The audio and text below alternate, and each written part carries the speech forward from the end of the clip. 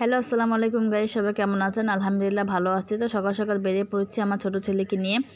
আসলে আমার ছোট ছেলের হাতে কিছু ইনফেকশন দেখা দিয়েছে, তো সেটার জন্য ওর মলম এনেছিলাম আর ওষুধ খাইয়েছিলাম, তো কোনো কাজ হয়নি।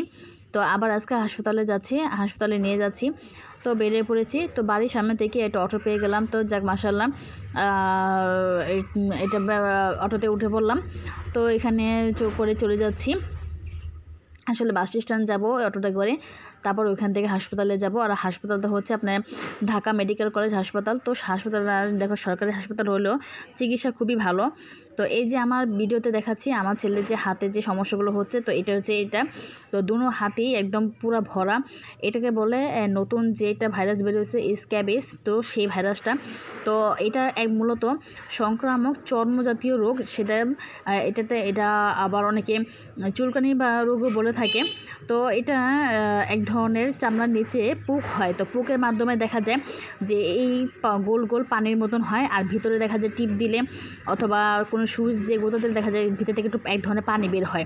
তো এটা যখন পরিষ্কার করে দেয়, মলম দেওয়া হয়, তো ঠিক হয়ে যায়, তখন আবার দেখা যায় আবার নতুন করে হয়। তো এই জন্য আমি একটা হাসপাতাল নিয়ে গেছিলাম। তো সেখানে গিয়ে আমি চর্ম বিভাগে একটা টিকিট কেটেছিলাম আমার বাচ্চাকে দেখানোর জন্য।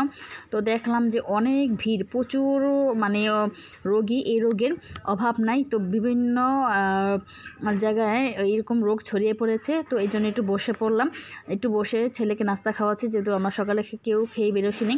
তো এখানে সমোসা সিঙ্গারা কিনেছিলাম, তো আমার ছেলে সমোসা খাচ্ছিল। তো এখানে একটু বসে জিরাচ্ছিলাম, যেহেতু অনেক লাইন আর এত পরিমাণ টিকিট কাউন্টারে ভিড় যে বলা অসম্ভব।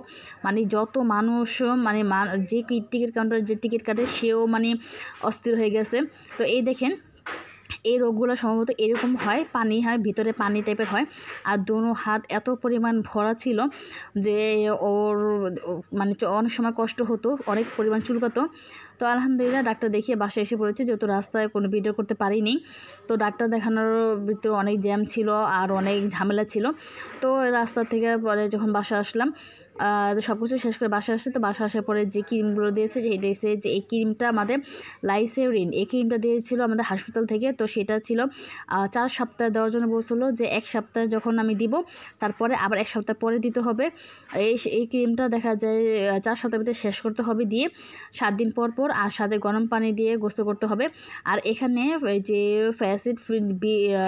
ফ্যাসিড বিটি যে এটা দেখছেন ফ্যাসিড, তো এটা খুবই ভালো ক্রিম। এটা লাগাতে বলছিল 2 বেলা। আর ওখানে ছিল একটা সিরাপ জাইরিল, তো এই জাইরিলটা হচ্ছে চুলকানি, মানে ওর প্রচুর পরিমাণ চুলকানোর জন্য এটা 1 চামচ করে খেতে দিয়েছিল। তো মোটামুটি এভাবে এই ওষুধগুলো আর ক্রিমগুলো দিতে বলেছিল, আর বেশি কোনো কিছু দেওয়া হয়নি। আর আমার অনেক সময় জানি আমাদের একটা ভুল ধারণা যে গরম পানি ইউজ করলে নাকি চুলকানি কমে যায়, কিন্তু আসলে ডাক্তারটা মানা করেছে, বলেছে কোনো গরম পানি ইউজ করা যাবে না। ঠান্ডা বা নর্মাল যে পানি ছিল, তো সেই পানিটা দিয়েই হাতটা পরিষ্কার করে নিতে হবে, আর ওই পরিষ্কার করে এই মলমগুলো ইউজ করতে হবে, আর এই চুলকানি ফাইলটা খেতে হবে। তো এইটা বিভিন্ন জায়গায় ছড়িয়ে পড়েছে, আমাদের সতর্ক থাকতে হবে। আপনারা সতর্ক থাকবেন যাতে এইসব রোগ থেকে যেন বিরত থাকে, আর যারা হবে তারা যেন এরকম একটু নিয়ম মেনে চলে। আর খাবার দাবার বা কোনো পরিবর্তন কোনো কিছু বলে নাই, আমি জিজ্ঞেস করছিলাম। তো শুধু মলম আর ওষুধ খেতে বলেছিল। তো আলহামদুলিল্লাহ 2 দিন ধরে দেওয়া হচ্ছে, ভালোই। এখন হাতের রেজাল্ট খুবই ভালো হয়েছে, এখন একটু কমেছে।